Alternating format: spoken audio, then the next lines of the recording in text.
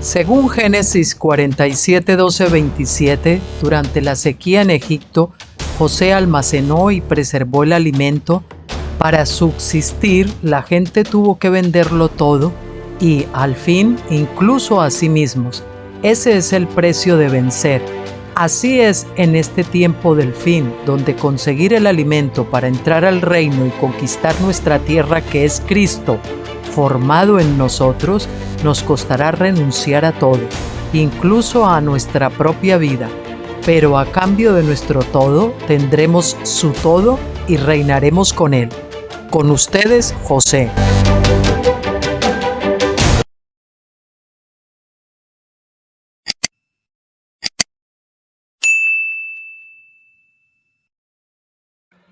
Hola, muy buenas tardes a todos. ¿Cómo les ha ido el fin de semana? Espero que les haya ido muy bien. Bueno, aquí de nuevo con ustedes y hoy también vamos a hacer una sección más porque entiendo que el Señor quiere, o eso entiendo yo por lo menos, que comparta algo especial que tengo hoy que compartirles. No vamos a salir por eso de ese marchamo habitual. Y hoy vamos a hacer pues un mensaje que está destinado a nuestros amados pentecostales, estos añejos, estos mastodontes pentecostales, dicho con cariño, que llevan en las denominaciones mucho tiempo, que están ya por muchos años en Pentecostés y están en esa etapa final que son los estertores de Pentecostés, donde uno ya pues está demasiado macerado, ¿no? Y o pasa para el otro lado, para la siguiente etapa, o la cosa se va a poner muy, muy negra. Y bueno, esto ha resultado porque el sábado pasado, cuando yo estaba escuchando otra vez, después de haber grabado el mensaje de los 120 jubileos y el Espíritu Santo, que se lo recomiendo a todos arduamente, pues me suele pasar con muchos mensajes cuando yo veo, digo, joder, Señor, esta tremenda revelación, y siempre me vienen ganas de mandársela a un frucutún de gente, y al final no lo hago, salvo rara excepción que se lo mando a alguno, ¿no? Y bueno, el otro día, mientras estaba pensando esto, qué bueno sería que esto se lo pudiera compartir a mis hermanos y amigos pues de la denominación en la que yo estaba hasta que hace pues 11 años, yo creo que vaya para 12 que salí del campamento, ¿no? Salí del campamento para seguir al Señor, salí fuera de la puerta. Y bueno, pues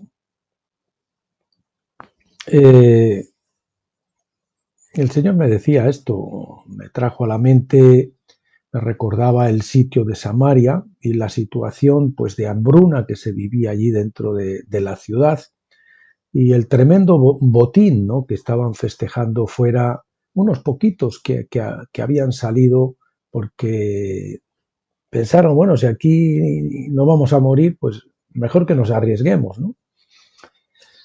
Y bueno, he elegido como textos principales Segunda de Reyes de 6:24, del 7 al 20, y Hebreos 13 del 11 al 14, que los vamos a mirar. Si me permiten, lo vamos a leer juntos. Bien, vamos a empezar por el texto de Samaria, que lo tenemos aquí. Bien. Ben-Hadad sitia Samaria, y dice así: después de esto, aconteció que Ben-Hadad, rey de Siria, reunió todo su ejército y subió y sitió a Samaria. Y hubo gran hambre en Samaria a consecuencia de aquel sitio, tanto que la cabeza de un asno se vendía por 80 piezas de plata y la cuarta parte de un intestino de palomas por 5 piezas de plata. Algunas versiones dicen estiércol de paloma, otras versiones en vez del estiércol de paloma dicen que podían ser 2 cebollas silvestres o incluso algún tipo de legumbre. En fin, bueno, ahí se lo dejo. Y pasando el rey de Israel por el muro, una mujer le gritó y dijo: salva, rey señor mío. Y él dijo: si no te salva Yahvé, ¿de dónde te puedo salvar yo? ¿Del granero o del lagar? Estaban vacíos, ¿no? Y le dijo el rey, ¿qué tienes? Ella respondió, esta mujer me dijo, da acá a tu hijo y comámoslo hoy y mañana comeremos el mío. Hasta qué punto había llegado la hambruna y al canibalismo que estaban comiendo los hijos. Cocimos pues a mi hijo y lo comimos. El día siguiente yo le dije, da acá tu hijo y comámoslo, mas ella escondió a su hijo. Cuando el rey, al rey Acab, oyó estas palabras de aquella mujer, rasgó sus vestidos y pasó así por el muro, y el pueblo vio el cilicio que traía interiormente sobre su cuerpo, ¿no? Sobre su carne. Y él dijo, así me haga Dios y aún me añada, si la cabeza de Eliseo, hijo de Safat, queda hoy sobre él. O sea, acá pensaba que la culpa de esa hambruna era de Eliseo, del profeta, que estaba fuera de allí. Y Eliseo estaba sentado en su casa, y con él estaban sentados los ancianos, y el rey envió a él un hombre. Mas antes que el mensajero viniese a él, dijo él a los ancianos, ¿no habéis visto cómo este hijo de homicida envía a cortarme la cabeza? Mirad pues, y cuando venga el mensajero, cerrad la puerta e impedidle la entrada. ¿No se oye tras él un ruido de los pasos de su amo? Aún estaba hablando con ellos cuando el rey mismo irrumpió en la estancia y dijo, todo este mal viene de Yahvé. ¿Para qué de esperar más en Yahvé? Si eso viene de Yahvé, ¿para qué esperar más en él? Se pregunta, ¿no? Vamos al capítulo 7. Dijo entonces Eliseo, oíd palabra de Yahvé. Así dijo Yahvé, mañana a estas horas valdrá el sead de flor de harina un siclo y 2 seas de cebada un siclo a la puerta de Samaria. Y un príncipe sobre cuyo brazo el rey se apoyaba respondió al varón de Dios y dijo, mira, Yahvé va a hacer ventanas en el cielo y será esto así. Y él dijo, he aquí, tú lo verás con tus ojos, mas no comerás de ello. Los sirios huyen. Había a la entrada de la puerta 4 hombres leprosos, los cuales dijeron el uno al otro, ¿para qué nos estamos aquí hasta que muramos? Si tratamos de entrar en la ciudad, por el hambre que hay en la ciudad, moriremos en ella. Y si nos quedamos aquí, también moriremos. Vamos pues ahora y pasemos al campamento de los sirios. Si ellos nos dan vida, viviremos, y si nos dan muerte, moriremos. Se levantaron pues al anochecer para ir al campamento de los sirios, y llegando a la entrada del campamento de los sirios no había allí nadie, porque Yahvé había hecho que en el campamento de los sirios se oyese estruendo de carros, ruido de caballos y estrépito de gran ejército, y se dijeron unos a otros, he aquí el rey de Israel ha tomado a sueldo contra nosotros a los reyes de los heteos y a los reyes de los egipcios, para que vengan contra nosotros. Y así se levantaron y huyeron al anochecer, abandonando sus tiendas, sus caballos, sus asnos y el campamento como estaba, y habían huido para salvar sus vidas. Cuando los leprosos llegaron a la entrada del campamento, entraron en una tienda y comieron y bebieron, y tomaron de allí plata y oro y vestidos, y fueron y lo escondieron. Y vueltos entraron en otra tienda, y de allí también tomaron y fueron y lo escondieron. Luego se dijeron el uno al otro, no estamos haciendo bien, hoy es día de buena nueva y nosotros callamos, y si esperamos hasta el amanecer incurriremos en culpa. Vamos pues ahora, entremos y demos la nueva en la casa del rey. Vinieron pues y gritaron a los guardas de la puerta de la ciudad y les declararon diciendo, nosotros fuimos al campamento de los sirios y he aquí que no había allí nadie ni voz de hombre, sino caballos atados, asnos también atados y el campamento intacto. Los porteros gritaron y lo anunciaron dentro en el patio del rey. Y se levantó el rey de noche y dijo a sus siervos, yo os declararé lo que nos han hecho los sirios. Ellos saben que tenemos hambre y han salido de las tiendas y se han escondido en el campo diciendo, cuando hayan salido de la ciudad los tomaremos vivos y entraremos en la ciudad. Él tenía miedo, va a ser que estos nos están jugando una trampa para cazarnos, ¿no? Entonces respondió uno de sus siervos y dijo: tomen ahora 5 de los caballos que han quedado en la ciudad, porque los que quedan aquí también perecerán con toda la multitud de Israel que ya ha perecido, y enviemos a ver qué ocurre. Vamos a ver, vamos a probar. Tomaron pues 2 caballos de un carro, y envió el rey al campamento de los sirios diciendo: id y ved.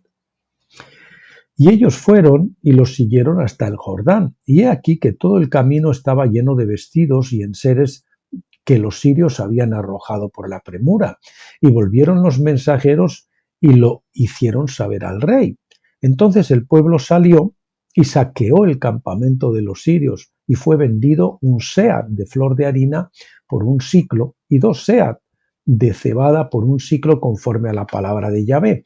Y el rey había puesto de vigilancia en la puerta a aquel príncipe sobre cuyo brazo él se apoyaba, y lo atropelló el pueblo en la puerta, porque salió en tromba por el botín, claro, y murió conforme a lo que había dicho el varón de Dios cuando el rey descendió a él. Aconteció pues de la manera que el varón de Dios había hablado al rey diciendo: 2 seas de cebada por un siclo, y el seah de flor harina será vendido por un siclo mañana a estas horas a la puerta de Samaria. A lo cual aquel príncipe había respondido al varón de Dios diciendo: mira, ¿ya veo hacer ventanas en el cielo? ¿Podrá suceder esto? De qué incredulidad, ¿no? Y él dijo: he aquí, tú lo verás con tus ojos, mas no comerás de ello. Tremendo. Y le sucedió así porque el pueblo le atropelló en la puerta y murió. Bueno, pues este es el texto. Bueno, nos queda leer el de Hebreos. Vamos a leer el de Hebreos. Hebreos del 11 al 13, que dice: porque los cuerpos de aquellos animales cuya sangre es introducida en el santuario por el sumo sacerdote como ofrenda por el pecado son quemados fuera del campamento. Por lo cual también Jesús, para santificar al pueblo mediante su propia sangre, padeció fuera de la puerta. Salgamos pues a donde él, fuera del campamento, llevando su vituperio o su oprobio. Bueno, pues ahí lo tienen, ¿no? Son textos tremendos, ¿no? Bien, a modo de introducción, decirles algunas cositas. Bueno, yo tuve hace muchos años la revelación previa del cruce del Jordán, como algunos de ustedes ya conocerán, libro mío Finisterre al borde del Jordán. Finisterre quiere decir el fin de la tierra en latín, que ya saben que estaba situado en España, en el cabo occidental, el cabo más occidental, en el extremo más occidental de la península ibérica, España y Portugal. Y ahí está Finisterre, el fin de la tierra. En la época de los romanos se creía que era el último de la tierra. Eso era lo último de la tierra, ¿verdad? Y ahí es donde quería venir Pablo. Ahí es donde se iba a predicar el evangelio hasta lo último de la tierra. En la mentalidad bíblica de aquel entonces, lo último de la tierra era la península ibérica.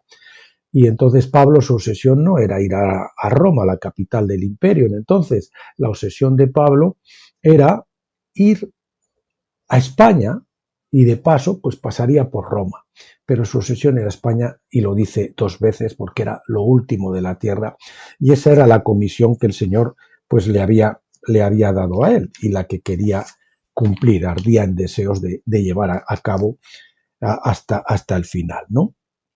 Bueno, después, muchos años después de tener esa revelación y yo salir de las denominaciones, bueno, estuve un tiempo fuera, como 3 o 4 meses fuera del campamento también, pero el Señor me dijo: no vayas a esperar otra era, pero no sé por qué, pues esa cosa que teníamos de la iglesia y ese enganche, pues bueno, pues volví a conectarme con otra denominación diferente. Primero fue Asambleas de Dios, después fue la Iglesia de Salem, y bueno, ya ahí me tiré unos cuantos años. Después de allí ya pasamos a otra denominación, que es la de Remar, como ustedes también me han oído comentar algunas otras veces. Y ahí yo ya después, todo esto ya fue después de haber pasado el Jordán, pero estuve, pues eso, como creo que fueron 11, 12 años sirviendo en ese ministerio, al cual estoy muy agradecido. y donde el Señor pues me mostró muchas cosas, me enseñó muchas cosas y sobre todo me tuvo muy humillado durante todo ese tiempo y esperando el tiempo de Dios, tratando mi carácter y mi temperamento y haciéndome que esperase su tiempo, preparándome, tallándome, ¿no? Y entonces, pues después ya de, de, de eso, al final de esta etapa, me casé y a través de mi esposa yo ya empecé a recibir algunos libros que confirmaban la visión de esto del cruce del Jordán, de entrar al reposo de Dios, de dejar las obras muertas, de todo esto. Y ahí vinieron ya unas confirmaciones también a través de George Warnock, que son los libros, que es uno de los, junto con Clayton Moore, son considerados como los Josué y Caleb de la era de tabernáculos o de la edad de tabernáculos, y ellos pues confirmaron muchas cosas que el Señor me había mostrado a mí y me tradujeron que aquello que yo pensaba que iba a venir, que era un Pentecostés 2, que yo llamaba el último gran avivamiento, Pentecostés 2, pues me hicieron entender que eso no era sino más que la fiesta de tabernáculos y que no se trataba, como dicen en muchas iglesias, de regresar a Pentecostés, sino de avanzar a tabernáculos, una fiesta que no se ha cumplido. Y sí, que dejáramos de mirar atrás y que prosiguiéramos adelante porque había más por venir. Entonces, después de estos siervos y al poco ya después de abandonar entonces ese ministerio en el que estuve los últimos 11 años, qué casualidad, al poquito tiempo, por esas casualidades entre comillas del Señor, yo descubro los libros de Stephen Jones, del doctor Stephen Jones. Y bueno, ahí empiezo y lógicamente hay muchas cosas nuevas, revelaciones que chocan con doctrinas y con teologías que habíamos aprendido durante todo nuestro paso por la edad de Pentecostés. Y bueno, a mí eso me hace ir con mucho temor y temblor, porque le digo, Señor, yo no quiero apostatar, yo no me quiero alejar. De hecho, nosotros estábamos orando mucho para que el Señor llegara a conectarnos con algún grupo que estuviera en esa onda más avanzada, ¿no? Pero el Señor nos ha tenido hasta ahora sin unirnos a ningún tipo de iglesia ni denominación, salvo los contactos que el Señor nos ha traído a través de la red, de la macroiglesia de Internet, ¿no? Por decirlo de alguna manera. Y con mucho temor y temblor les invito, hay un post, lo tienen en mi blog Tabernáculos y lo tienen en el libro Graneros de José, que se titula Mi experiencia de traducción de la obra de Stephen Jones, porque a medida que me fui adentrando, iba orando, había cosas que me chocaban y que me daban cierto temor, pero por otra parte había un montón de revelación que el Señor confirmaba lo que me había enseñado a mí y una revelación que era maravillosa, ¿no? Y fui empezando a descubrir mares y mares de revelación, mares y mares de revelación. Yo decía, Señor, bueno, yo no sé si parar y repasar para que eso lo vaya encarnando en mi corazón, lo vaya asimilando mejor. Y el Señor me decía, no, prosigue. Claro, yo no sabía lo que me iba a tocar, iba a venir después, que iba a hacer que precisamente en todos estos años esa encarnación se produjera, que esa carne dejara de ser la revelación de Stephen Jones, sino la revelación de Dios a través de ese canal, que ahora pasaba a ser mi revelación también, ¿no? Bueno, eso les aconsejo a ustedes. No tengan miedo de salir del campamento, no tengan miedo de buscar esa nueva revelación. Y bueno, si hay alguna cosa, ustedes la ponen ahí en la nevera, en el congelador, las espinitas las apartan y sigan avanzando y sigan avanzando y sigan escudriñando, porque el Señor nos llama a apartarlo, a entresacar lo precioso de lo vil, y también nos llama a escudriñarlo todo y retener lo bueno. Ese temor absurdo que a veces nos pone el diablo de no sé qué, o el pastor o la que sea, de que yuyu, eso es yuyu y que eso nos va a contaminar y que no nos vamos a poder luego zafar, pues es un cuento chino, ¿no? Porque, por ejemplo, si el Señor me llama a hablar a la gente del Islam, o mi ministerio es a la gente del Islam, pues lógicamente no va a querer que me estudie el Corán y que lo entienda y que vea dónde están sus fallos, ¿no? Y si es que tiene algún acierto, que alguno a lo mejor tendrá. Bien, pues como les digo, me empecé a encontrar con esos mares de revelación y solo la fui poniendo en el blog Tabernáculos, que se titula así, Tabernáculos, Último Gran Avivamiento. y ahí hay un mar de revelación que ustedes pueden ver, no solo de este autor, sino de otros autores también, de bastantes autores, cosas mías propias. Todo ese tiempo he escrito unos cuantos libros, fui haciendo estas cosas. Y ya llegó el tiempo, hace como un año y medio aproximadamente, que el Señor ya nos llevó a poner en marcha un nuevo blog, un nuevo ministerio que se llama Ministerios Graneros de José, y el blog homónimo, que se llama así, Ministerios Graneros de José, y entonces ya sentí la necesidad de empezar a poner en, en, en vídeo, audio, como quieran, pues todas esas cosas maravillosas, ¿no? Y empezamos, y ahora ahí pues ya tienen ustedes en el canal un montón de vídeos, un montón de revelación, que para el que no tiene mucho tiempo para leer, que yo creo que es lo mejor, porque uno puede parar, puede mirar, puede subrayar, puede hacer lo que quiera, pues sin embargo también el vídeo tú lo puedes escuchar, reescuchar, lo puedes detener, etcétera. Y ahí está, ¿no? Entonces, últimamente también estaba sintiendo pues que llegaba el tiempo ya estoy sintiendo desde hace como, yo diría que 3 meses, 6 meses de acá, que llega el tiempo de la apertura, de que este mensaje tiene que salir, tiene que fluir, tiene que llegar a la gente, de que tiene que llegar a esos mastodontes, lo digo con mucho cariño, pentecostales, que están secándose ahí sitiados como los que estaban en el sitio de Samaria. Y bueno, pues esto me anima a hacer este mensaje y a compartirlo, porque también estoy escuchando por ahí palabras proféticas de otros siervos y siervas de que dicen que es el momento, de que hay que hacerlo ya, que el tiempo se está agotando, ¿no? Ya saben, la puerta del arca estuvo abierta hasta que se cerró. Y también ahora va a pasar lo mismo, los que no entren y cojan y se suban al tren de la revelación esta de tabernáculos ahora, pues probablemente no van a entrar, no van a calificar para el reino, para ser vencedores. Entonces, fíjese cómo se encarnó esa palabra en mi corazón. Yo traduje los libros de Stephen Jones, yo los revisé, algunos más de una vez, y luego pues ya para grabarlos los tuve que leer.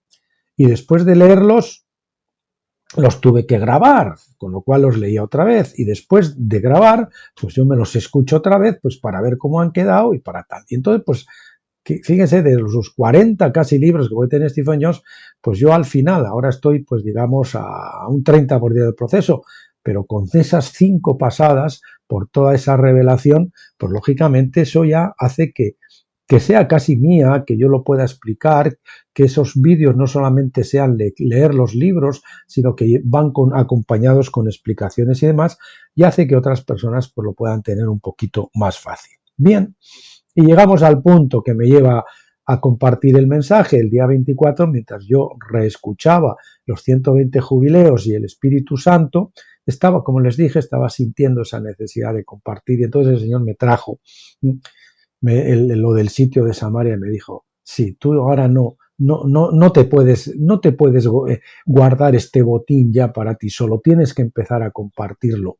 Y entonces pues es lo que voy a hacer, estoy haciendo, lo voy a grabar y les voy a mandar este mensaje a unas cuantas personas que yo creo que quizás alguno por lo menos en este tiempo lo pueda recibir debido a la hambruna. Esos nobles que fueron más blancos que la leche y que debido a la hambruna ahora se han hecho negros como el carbón de la hambruna, pues realmente estén dispuestos a arriesgarse, a salir fuera de la puerta y a buscar el botín que hasta ahora ha estado secuestrado por el rey Asad, Ben-Hadad de Siria, que ya saben a quién representa, pues al enemigo de las almas, obviamente. Bien, pues comentando un poquito ahora los versículos del sitio de Samaria, es decir, el rey de Samaria puso cerco o sitio.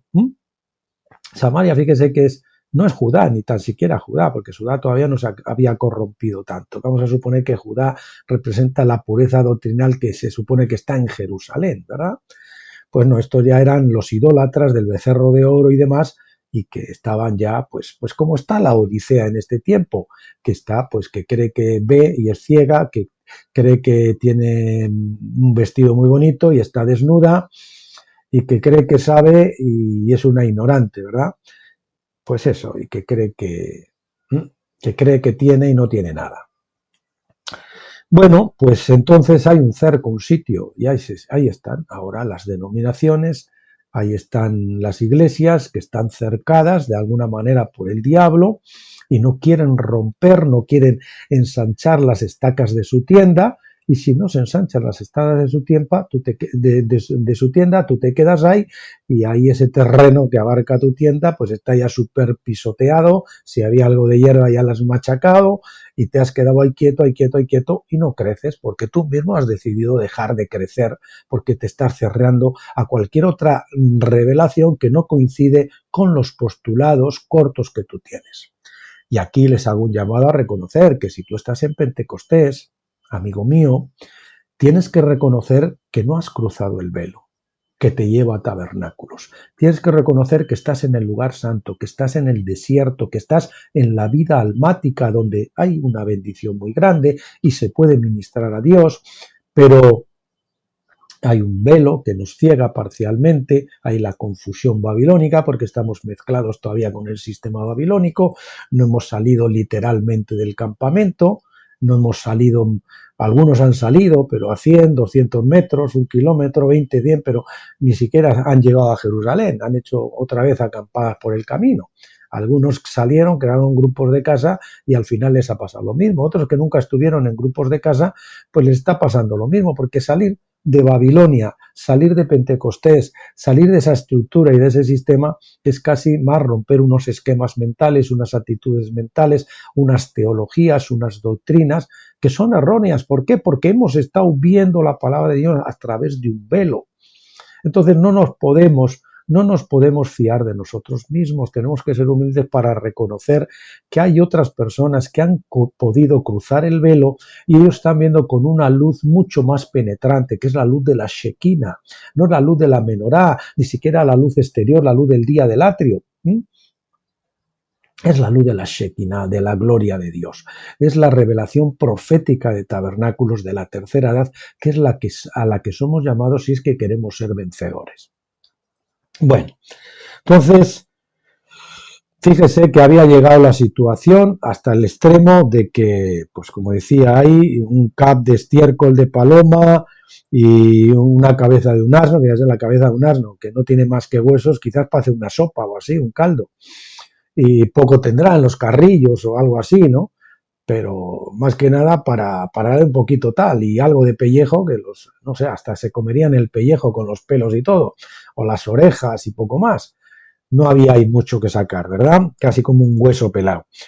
Y estaba en una situación pues de escasez total, de hambruna total, que hace que el alimento, que es lo necesario, y cuando vean ustedes aquí alimento, entiéndanlo por comer el cordero, la revelación, la palabra de Dios. Escasea tanto que es carísimo y uno está dispuesto a pagar por ello lo que sea, ¿eh? Unos precios exorbitantes, que es lo que se estaban pagando por esas cosas que, bueno, en una situación no valía nada. Y eso, claro, depende. El oro es una cosa maravillosa y vale un montón. Pero si usted está en el desierto y tiene un montón de oro, pero hay alguien que tiene una vasija de agua y está muerto de sed, pues usted, ¿qué es lo que vale más para usted? ¿El oro que usted tiene o la vasija de agua que le puede dar el otro, quizás a cambio de su oro?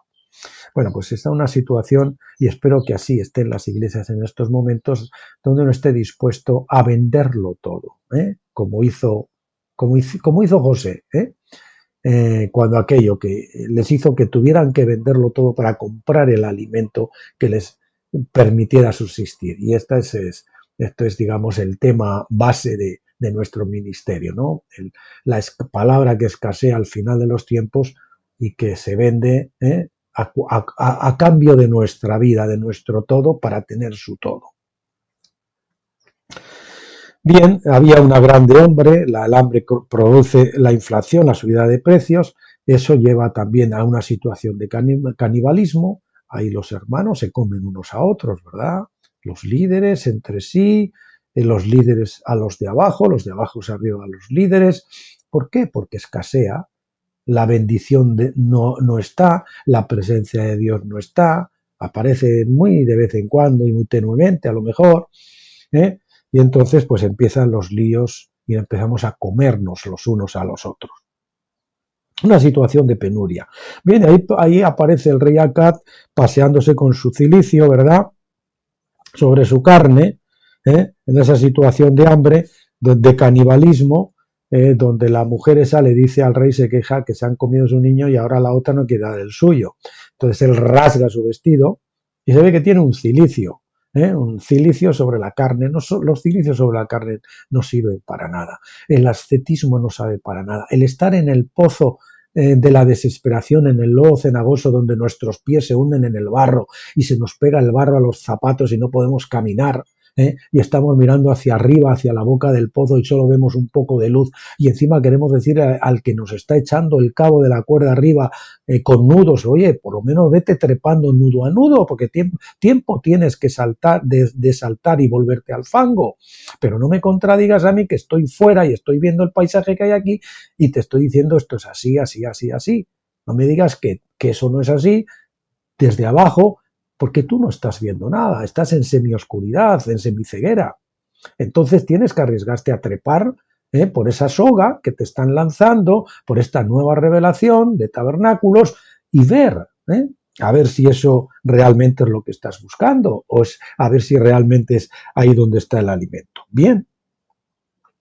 Eliseo profetiza abundancia de alimento, donde dice que eso iba a bajar, y así va a ser, y yo pues es lo que estoy haciendo, profetizarles a ustedes que si salen de la ciudad, el botín está disponible.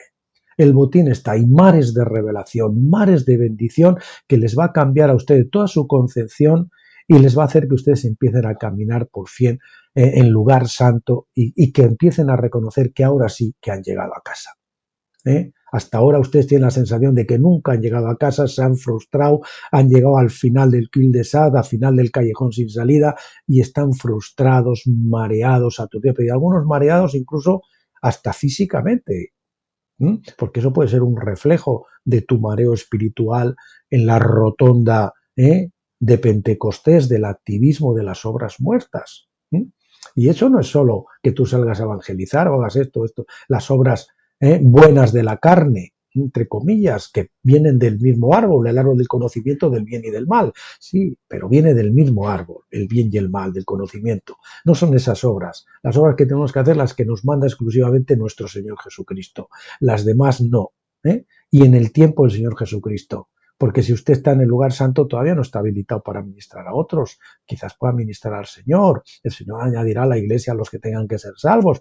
Y tienen que estar ahí, en capilla, creciendo, estudiando, esperando en el Señor, hasta que puedan cruzar al lado del Shalom de Dios, del descanso, y entonces puedan empezar a pelear, ahora sí, y a conquistar la tierra prometida, a vencer a los gigantes. Bien, pues hubo uno que le dijo al profeta con toda su incredulidad que cómo iba a ser eso posible, ¿verdad? Iba a hacer el Señor abrir las ventanas de los cielos, como dice Ageo, para que sobreabunde, ¿no? O no sé si Ageo, en Malaquías creo, ¿no? Tráeme aquí los diezmos, ale, verás si no, haré que se derrame bendición sobre vosotros, ¿no? Bueno, pues esa incredulidad tremenda. El Señor le dijo, tú lo verás, pero no lo comerás. Ojo con los incrédulos, porque al final ustedes lo van a ver, pero no lo van a comer. Porque ni entran ni dejan entrar. Y eso el Señor se lo va a tener en cuenta en el tribunal de Cristo. Y algunos recibirán pocos o muchos azotes. ¿De acuerdo? Porque no se van a ir de rosita. Usted no va a entrar a la Nueva Jerusalén si no está completamente maduro y transformado. Olvídese de ese cuento que le han contado. Usted tiene que ganar su alma, primero. Si no ha renovado su mente, entendimiento, emociones y voluntad por la fe, la esperanza y el amor, olvídese. Tiene que ser disciplinado.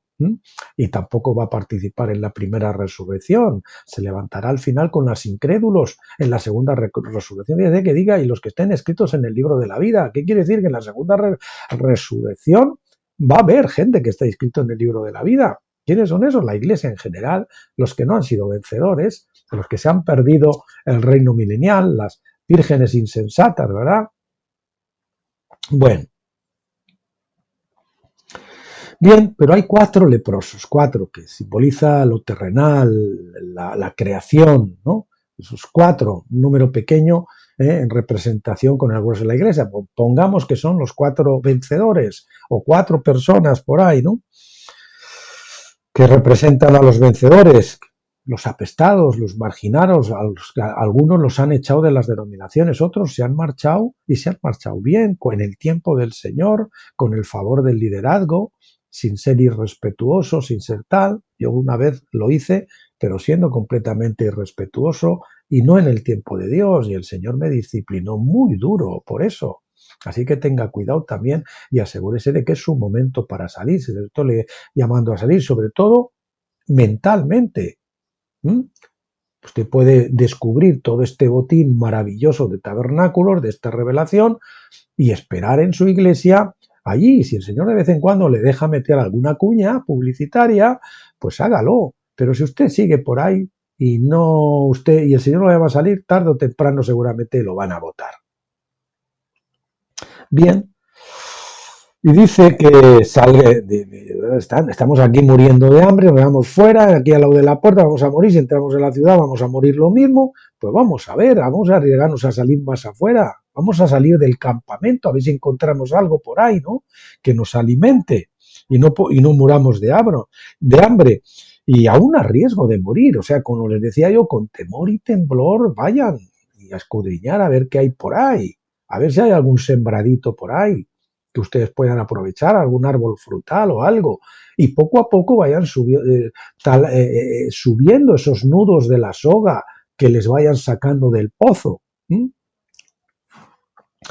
Bien, dice que al principio de la noche, fíjese que es al principio de la noche, esos son los que cuando, ya sabe que el día bíblico comienza en la tarde, se adentra en la noche y después viene el amanecer. Algunos piensan que Pentecostés era el día, ¿no? Pentecostés es, cuando tú comienzas en Pentecostés es la tarde y el Espíritu te va a llevar a la noche, te va a llevar al desierto para ser tentado por el diablo y a morir a ti mismo, a morir a tu carne, ¿eh?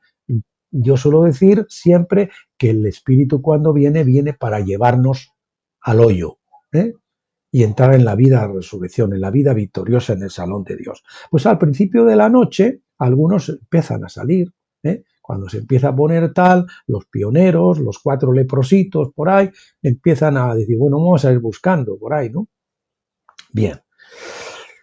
Bien, entonces empiezan a dar cuenta de que no había nadie, que está despejado, dice que llegaron hasta las aguas del Jordán, hasta el Jordán y se detuvieron, es un poquito, que está despejado, bueno, dice, ¿no?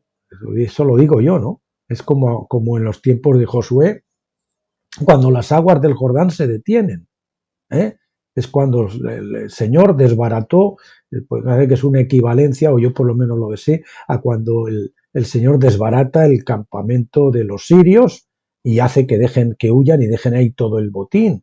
Pues el Señor detiene las aguas ahora, que es el tiempo de cruzar, para que crucemos los problemas retenidos y empecemos a cruzar y podamos salir del otro lado.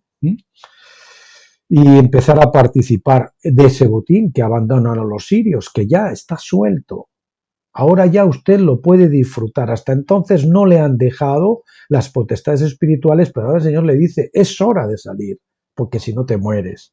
Entonces, ahí están las espigas nuevas tostadas de Josué, que dice que cuando cruzaron, ya no dejaron el maná, la lechecita, y ahora empiezan a comer verdaderamente la carne de la palabra. Como en el avivamiento de Nehemías, cuando Esdras explicaba al pueblo la palabra de Dios y la entendían, ahora sí la entendían, entonces eso les producía lloro y gozo, arrepentimiento y gozo al mismo tiempo. Bien, comida, bebida, empiezan a encontrar abundante comida, bebida, que es lo que para esos hambreados que están ahí sitiados en Samaria, plata, redención, el oro, la naturaleza de Dios, que es lo que quiere el Señor, formar la naturaleza de Dios en nosotros, vestidos, vestidos, el vestido, el revestimiento con ese nuevo vestido, no ya el de las obras justas de los santos, ¿no? Sino el vestido de boda, el vestido recamado. Bien, Y entonces, pues estos empiezan a ir de una tienda a otra tienda, van de tienda en tienda, no se quedan solo en una, y encuentran aquí, encuentran allí, busque, por favor, busque en otros sitios porque usted va a poder encontrar. Bueno, pues continuamos. Digo, empieza ya, pues llega la hora en que esos ciegos ya se han saciado, han buscado aquí, en esta iglesia, en la otra iglesia, no sé qué, han encontrado en internet, han encontrado la revelación. Oye, nosotros nos estamos poniendo aquí morados y ahí se están muriendo de hambre, pobrecitos. Vamos ¿eh? a darles aviso y antes del amanecer, y ahora está justo a punto del amanecer del nuevo día para ustedes. Entonces es el momento de llevarles esta revelación tremenda y de que ustedes la abracen para que salgan de su hambruna y la puedan aprovechar. Dice, no hacemos bien. Y dice, hoy, tengo que hacer hoy, ¿no? Como dice en Hebreos, entre tanto que se dice hoy, ¿verdad? Salamos fuera del campamento hoy porque una vez que pasa el tren, si usted no sube, a saber cuándo vuelve a pasar. Usted lleva ya 10, 15, 20 años, es un mastodonte pentecostal, está frustrado, trabajado, cargado y está muerto de hambre. Noble que fue más blanco que la leche y ahora es negro como el carbón. Bueno, pues aquí tiene usted una opción. O elige tirarse otros 10, 20 o 30 años ahí, o a lo mejor decide salir y probar a ver. Esto ya está visto. Esta rotonda, aquí este desierto, ya está más visto que el tebeo. Vamos a ver si hay otra cosa. Vamos a ver. Vamos a mover una estaca, por lo menos de las 4 de la tienda o de las que sean. El viento, vamos a echarlo un poco más para allá. Vamos a escudriñar. A ver si encontramos algo por ahí. Bueno, pues llegó ese día de propalar las buenas nuevas y compartir el botín. Y eso es lo que yo estoy haciendo con ustedes ahora. Quiero compartir este maravilloso y glorioso botín que yo he descubierto en estos 11 últimos años, que me ha cambiado completamente, que me ha sacado de un montón de cegueras y de un montón de errores doctrinales. Si usted no los ve, usted cree que tiene la pureza, ¿no? Pero usted levantó una ciudad, una denominación, una iglesia en medio del desierto de Pentecostés, y en Pentecostés usted lo que debería haber levantado es una enramadita que cuando la nube se mueve un poco más adelante con otra nueva revelación, usted pueda ir detrás de la nube. Pero algunos se plantaron ahí una ciudad, levantaron una ciudad y no, fíjese que las tiendas y incluso el tabernáculo no se puso un templo fijo hasta que se llegó al lugar que tenían que llegar. Y no se sacaron las estacas del arca, no se sacaron las estacas del arca, porque el templo todavía no estaba construido. Algunos sacaron las estacas ya y dijeron, no vamos a seguir por aquí. Parece que en este oasis está bastante bien. No, ese es un oasis, no es la tierra prometida. Hay que ir más para adelante. Bien. Entonces este sería, bien, si esperamos hasta la luz de la mañana, decían los leprosos, entonces vamos a tener no podemos esperar justo hasta la luz de la mañana. Tenemos que hacerlo ahora porque ya va a amanecer y les estamos advirtiendo, va a amanecer, por favor, salgan a por el botín. Demos la nueva a la casa del rey que es la iglesia. Tenemos que dar esos leprosos, esos vencedores en este caso, tenemos que dar, o los que aspiramos a hacerlo, ¿no? Y hemos descubierto este tremendo bacanal, este tremendo banquete. Vamos a compartirlo con ustedes, por favor. El rey no se fía, dice en el versículo 12. Dice, saben que tenemos hambre, claro que lo saben, todos lo sabemos que ustedes tienen hambre. Si ustedes mismos lo saben, hasta el rey lo reconoce, lo reconocía, su pastor, lo otro. Empiezan a reconocerlo ya que ustedes necesitan, empiezan a reconocer ya que a lo mejor no han hecho algo bien, que a lo mejor hay otra forma, o van a ser pertinaces, obstinados por otros 10, 15, 20 años más. Bueno, el rey no se fía, saben que tenemos hambre, temor y temblor. Bueno, pero con temor y temblor yo salí, yo salí con mucha paz y con mucha convicción, sin saber a dónde iba. Pero el Señor me fue guiando y me encontré con este tremendo bacanal, este tremendo festín que está ahí a disposición y gratis. No tiene que comprar ni libros, sí, los puede comprar si quiere, pero los tiene a disposición para descargar gratis. Los míos, los de Stephen Jobs y los de otro frucutón de gente, porque hoy en las librerías cristianas son cuevas de ladrones donde está mezclado ya hasta la nueva era a tope, como pasaba hasta hace poco, como pasaba antes en las librerías cristianas. Entonces ahí la revelación que usted necesita ahora no la tiene en las librerías cristianas. Casi nada.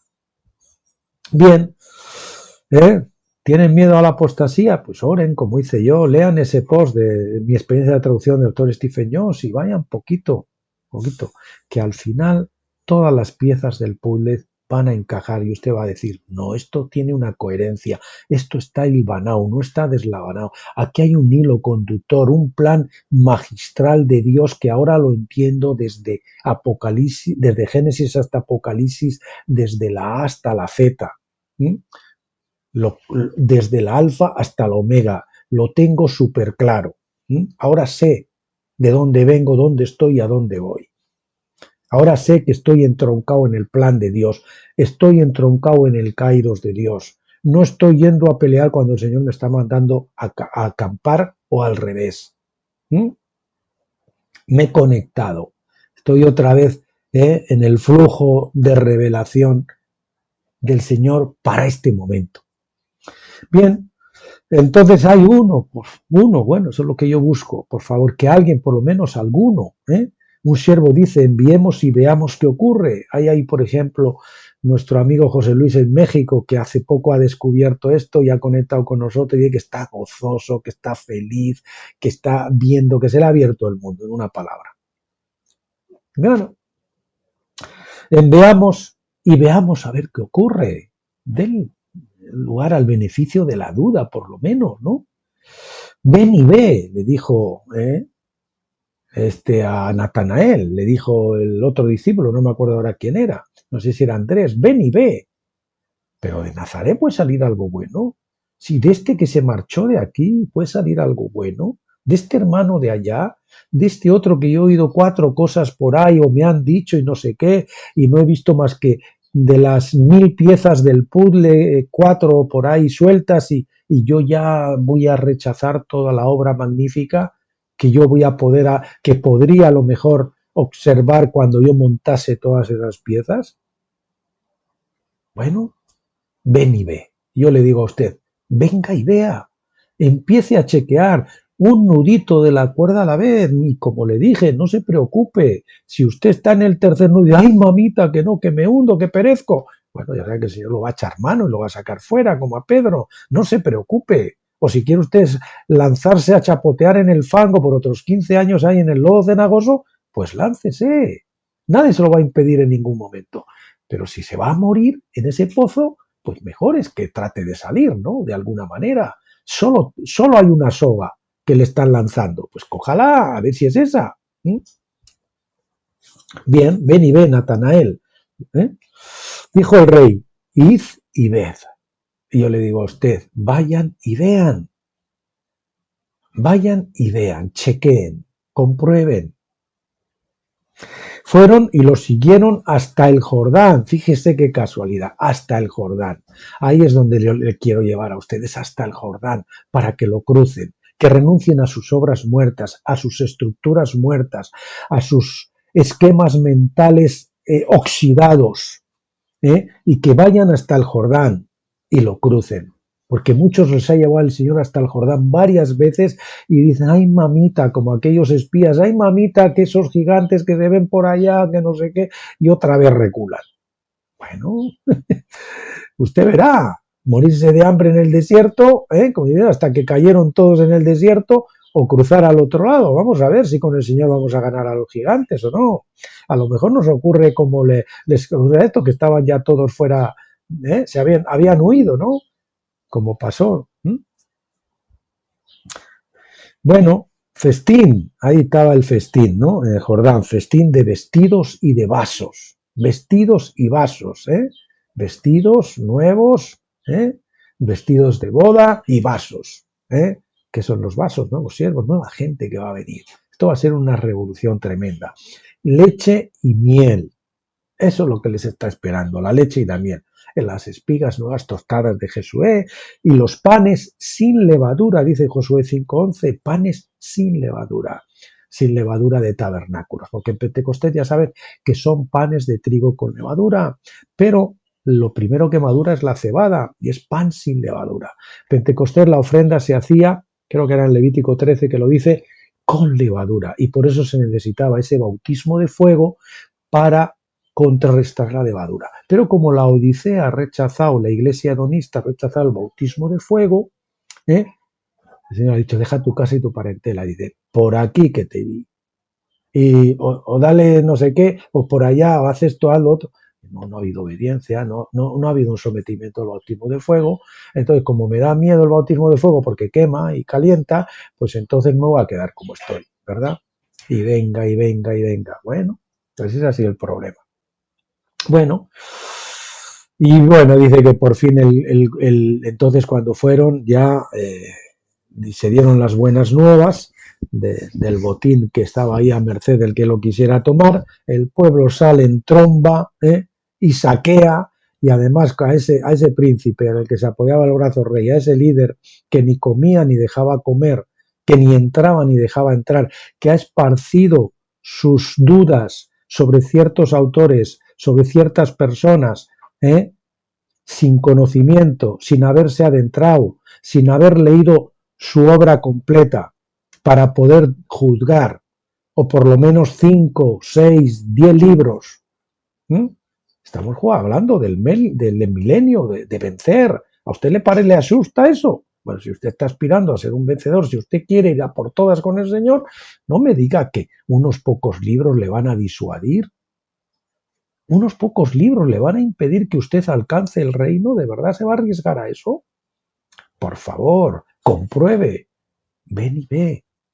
Verás como en Nazaret sí puede salir algo bueno. Verás como fuera del campamento, ahí en el campamento de los sirios, puede haber algo bueno. Bueno, y se cumplió la palabra del profeta. Empezó, claro, ya había abundancia de todo, los precios bajaron, se fue la inflación, se fue el canibalismo, se fue todo esto y vino la bendición para todos. Bien, y como les digo, ese fue atropellado, el príncipe aquel, el incrédulo, ¿verdad?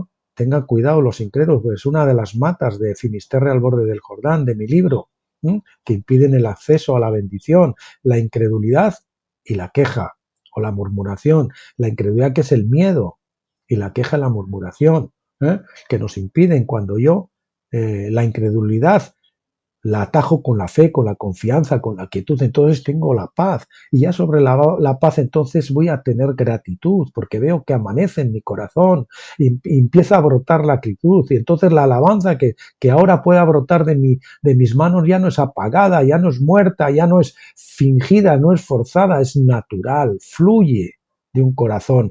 Es, como dice en Lamentaciones, levantad el corazón en vuestras manos, no solo a las manos. Te voy a muchas iglesias, conozco a una en la que estuve, donde la gente en las reuniones de oración se tiraba y se tumbaba al suelo, y usted les oía como clamaban y con una verborrea espiritual de tremenda y no sé qué, y sin embargo estaban en rebeldía. El Señor estaba diciendo, esto no, es por aquí, y les mandó un profeta. No, dejen ya el paripé, dejen los shows, dejen la aparentar, dejen los decorados de cartón piedra y reconozcan su desnudez, reconozcan su hambre, su necesidad, su ceguera, porque el que no reconoce, pues no recibe. Bien, como dice el Salmo 118:8, y tomen nota de este texto, que además este se lo dijo el Señor, una palabra que el Señor me trajo para una persona en su día. Dice, me castigó duramente ya, mas no me entregó a la muerte. Usted ha sido disciplinado duramente. Usted sabe que ha sido disciplinado duramente. Usted se empeciña y piensa que es porque usted es muy bueno y porque la cruz y la senda de la cruz. No, mire, se lo dice alguien que ya ha pasado por esa etapa. Y que no solo pasó por la cruz, sino por la operación subjetiva de la cruz, que es la cruz después de la cruz. Y que ha pasado de todo eso y después ha salido a la abundancia poco a poco. No le está hablando a alguien que está para cruzar el Jordán, sino que lo cruzó hace 20 años. Y desde entonces el Señor lo ha llevado de victoria en victoria, de gloria en gloria, prosperando un poquito más, un poquito más y un poquito más. Hasta el punto de que salimos hace 12 años con una mano delante y otra atrás, no sabíamos si teníamos trabajo más que para 3 meses, en época de crisis y de paro, y el Señor nos ha sostenido, el Señor cada vez nos ha dado mejor, nos estuvo viviendo de casa en casa, compartiendo habitación, ni siquiera un apartamento para nosotros solos, luego ya empezamos a tener un apartamento para nosotros, y por renunciar a las subvenciones del gobierno, apoyarnos en el gobierno por 2 veces, yo les devolví hasta 3.000 euros en cierta ocasión, les devolví en otra ocasión la renta de garantía de ingresos, la RGI que le llaman, y no la quise seguir cobrando, renuncié a ella, y por todas esas cosas renuncié, y yo no quería más que apoyarme en el Señor. A lo mejor a usted no le llama al Señor a eso, pero si usted quiere ser un vencedor, seguro que le va a llamar a apoyarse solo en Él. No en mamita, en la cuenta del banco, en un préstamo, en no sé qué. No, solo en el Señor. Y luego el Señor pues, nos ha traído incluso una jubilación, nos ha traído un apartamento completamente gratis, de 15 años, prácticamente nuevo. Y el Señor cada vez nos lleva a más y más y más. Bueno, yo ya salí de ese pozo cenagoso. Yo no estoy ahí. Créame que se lo digo. Yo pasé y sé dónde está usted, porque ya pasé por ahí. Bien, esto nos parece una situación también similar, los 4 leprosos con David y sus vencedores, David y ese ejército que tenía de marginados, ejército de marginados que tenía, de afligidos de espíritu, que después llegaron a ser los valientes de David. Pues con esos ahí estaba la bendición. No estaba con Saúl, allí en Jerusalén, dentro del campamento, dentro de lo que se podía decir la iglesia. No, estaba con aquellos poquitos allá. Ahí es donde estaba la bendición. Ahí es donde estaba el botín. Mientras que los otros estaban pereciendo de hambre, ¿verdad? Bien, y fíjense qué casualidad. Saúl representa Pentecostés porque fue coronado en la fecha de la cosecha del trigo. El trigo siempre representa Pentecostés, la cebada los vencedores, las uvas los incrédulos. Y David representa a los vencedores, que los vencedores siempre son perseguidos por los Saúles, ¿verdad? Espere. Sí, usted también ha sido Saúl para otras personas. Y si no lo ha sido, lo va a ser. Porque solo los Davides solo crecen a la sombra de los Saúles, recuérdelo. Por eso el Señor le va a someter a personas que saben menos que usted, a personas que conocen menos que usted, que entre comillas no se comportan tan bien como usted, etcétera, etcétera. Y el Señor va a hacer que se someta, que se humille, que aprenda, como lo hizo David con Saúl, hasta que sea su tiempo y el Señor lo vindique y lo levante. Bueno, bien, esta es la situación de esos mastodontes, repito, lo digo con cariño, pentecostales, de estos viejos añejos pentecostales que se les ha caído la dentadura y ya no pueden masticar la carne, necesitan en la visitación que el Señor les traiga dentaduras postizas, pídanselas al Señor porque ese Señor se las va a dar. Y entonces, pues esta es una situación en la que se encuentra hoy en día pues Pentecostés en general, la Odisea en general, la Iglesia en general, que está en los estertores de la muerte precisamente porque se están negando a cruzar al otro lado. Es una situación equiparable. Y déjenme que esto es importante. Sansón es un tipo pentecostal. ¿Y cómo acabó Sansón al final de su vida? Por ser rebelde y desobediente. Acabó ciego, siendo un juguete para los filisteos del que se burlaban, que los entretenía cuando querían hacer chufla, lo sacaban a él, lo sacaron los ojos, lo cegaron, le cortaron las guedejas, las 7 manifestaciones del Espíritu Santo, ¿verdad? Las 7 iglesias también significa, las 7 iglesias que llegan hasta, de que habla Apocalipsis, y no solo eso, sino, como les digo, un juguete y ciego, y al final tiene que morir. Y es lo que le pide el Señor a usted, que muera, que derribe ese templo falso de Dagón que usted ha levantado para que pueda emerger ese otro templo.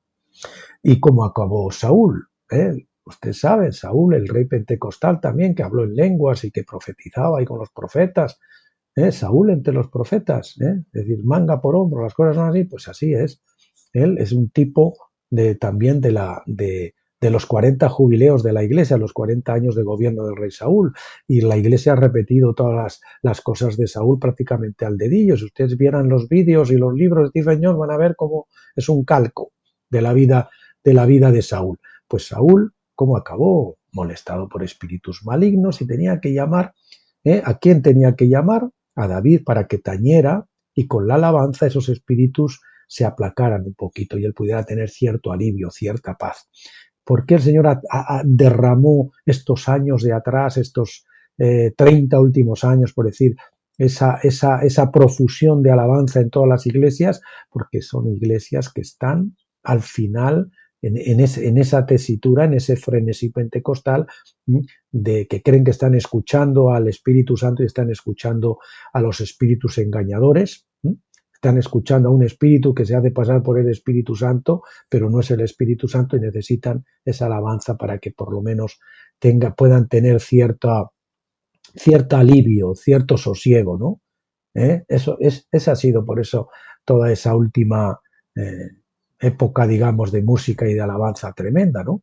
Pero cuando usted entra a la madurez ya no necesita eso, porque ya está libre de las ataduras diabólicas, de los molestos. ¿Y por qué en Pentecostés eso? Porque el Señor nos lleva a ser tentados por el diablo. El Señor recibió el bautismo del Espíritu Santo y fue arrastrado de pedo. ¿Para qué? Para ser tentado por el diablo. Y Pentecostés es para que seamos entrenados por los espíritus malignos, por el diablo. Él viene, lucha, nos confunde, tal, para acá, y eso al final nos lleva a luchar, nos torna nuestra carne, pero al final se trata de que lleguemos a entender que no es con ejército ni con fuerza, y que tenemos que morir, que nos tenemos que sepultar, que tenemos que dar quietos y dejar que el Señor haga las cosas y no nosotros.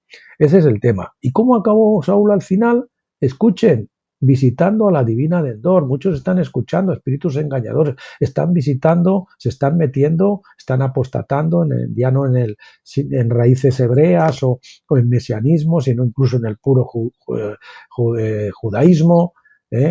Todos esos engaños que hemos tenido, del sionismo, de no sé qué, todo eso. Bueno, pues ya verán ustedes, así está la iglesia hoy. Ese es un fiel reflejo de Saúl y de Sansón en este tiempo. ¿Por qué? Porque ya no es esa época, es la época de cruzar al otro lado. Y mientras no salgamos de ahí, pues los espíritus nos manipulan, nos vapulean, como a los hijos de Ceba, ¿verdad? Y nosotros los reprendemos y vuelven. ¿Por qué? Porque están puestos ahí para eso, para que tú dejes de reprender, mueras a tu carne y pases al otro lado. Bueno, vamos ya precipitándonos a la conclusión. Se acaba el tiempo, les repito, hoy. Si escuchares hoy su voz, no endurezcáis vuestros corazones como en la provocación, porque no entraron por causa de desobediencia. Ustedes están en rebeldía, ustedes están en desobediencia. El Señor les está llamando varias veces a salir del campamento, a expulsar los ismaeles que engendraron en la cama de la impaciencia. Pentecostés es impaciencia, es querer hacer nosotros antes del tiempo de Dios lo que solo Dios puede hacer.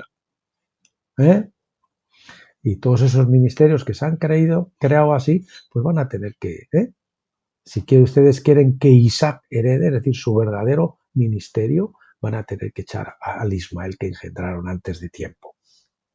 Bueno, y es un llamado a salir mentalmente del sistema mundial religioso, que pertenece, incluso el sistema de la cristiandad, pertenece al sistema babilónico, que es el sistema de gobierno al margen de Cristo, desde Babilonia hasta nuestros días.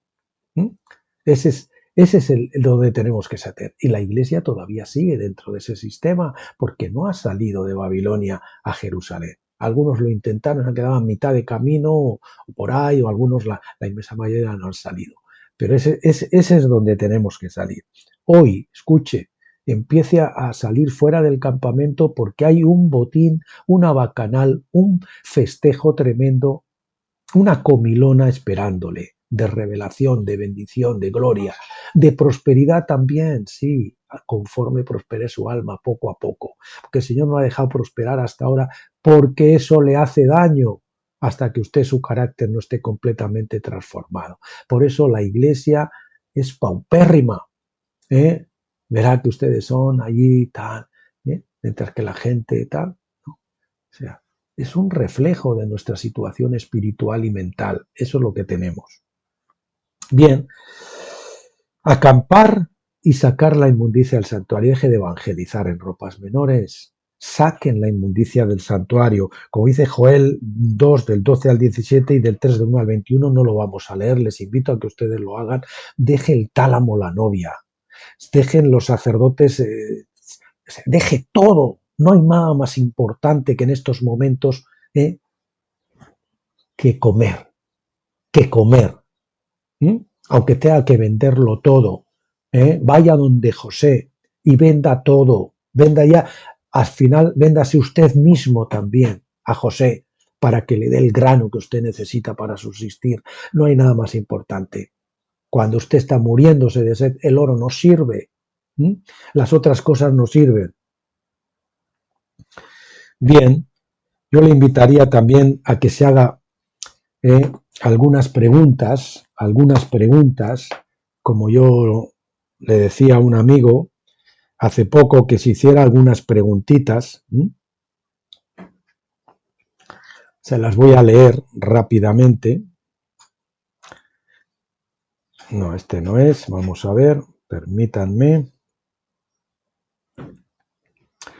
Algunas preguntas que yo le decía que se hacía, porque él pone peguitas por aquí, por allá, ¿no?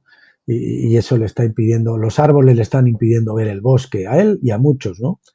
¿Cómo explicarías tú la aparente contradicción en un texto, a lo mejor que tú presentas frente a un tropecientos de textos que te están presentando a ti, que te dicen y que contradicen tu posición doctrinal?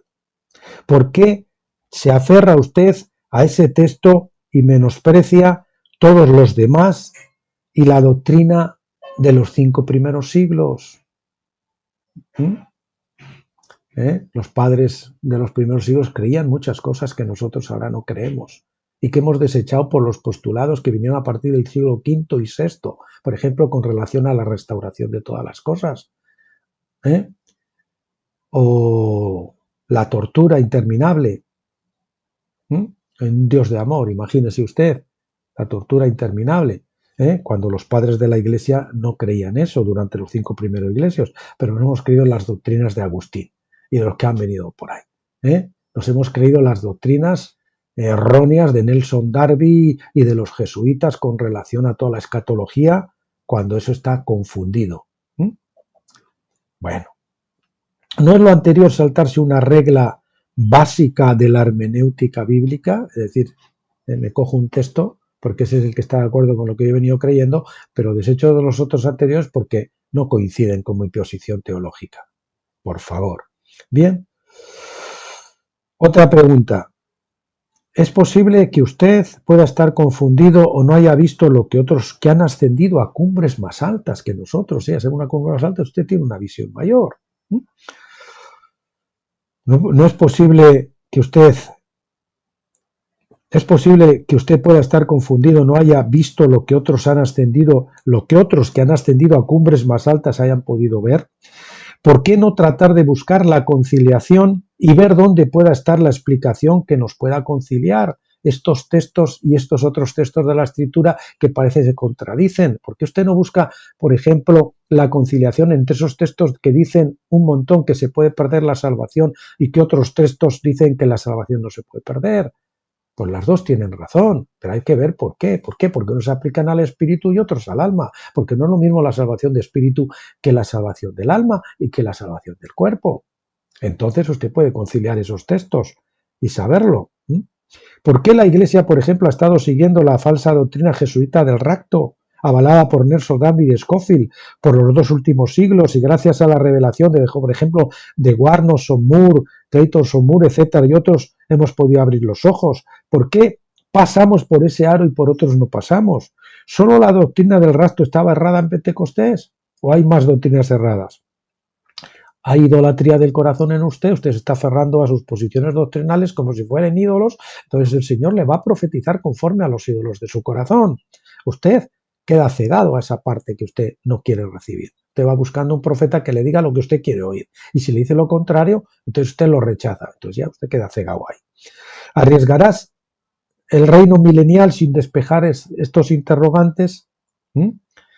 Tiene miedo a escudriñar y arriesgarse a que llegar a una posición de verdad le haga cambiar de opinión y tener que humillarse y reconocer que lleva 10 o 15 o 20 años obstinándose y eso le llevará a derramar amargas lágrimas. ¿No debería causarle pavor más bien el tener que seguir por otros 10 años o indefinidamente en el pozo cenagoso?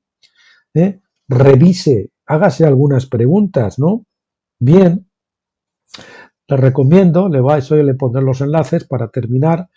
Hay dos posts en concreto en mi blog Tabernáculos y en YouTube. Uno se llama Oración, que es el último apéndice, capítulo que le añadí a mi libro, es Oración para cruzar y fructificar. Y hay otra también de un tal Ron McGatlin, que también más o menos es una oración similar. Le pondré los enlaces. Les invito a este festival, a esta bacanal, a este banquete, a esta comilona, y les voy a dejar como aperitivos para que ustedes caten, degusten una serie de enlaces ahí en la descripción del vídeo. Uno de ellos va a ser 120 jubileos y el Espíritu Santo, las 3 fiestas de la cosecha, cebada, trigo y uvas, las leyes de la segunda venida, los pies, es un post tremendo de Bill Britton, y que también con otro post mío, que lo hemos estudiado, habla de los pies, decía Isaías, del que anuncia la paz, pero que en el Nuevo Testamento es los pies de los que anuncian la paz, porque es la cabeza unida al cuerpo de vencedores. Esos son los pies que anuncian la paz, que les anuncian esta revelación tremenda, este tremendo botín.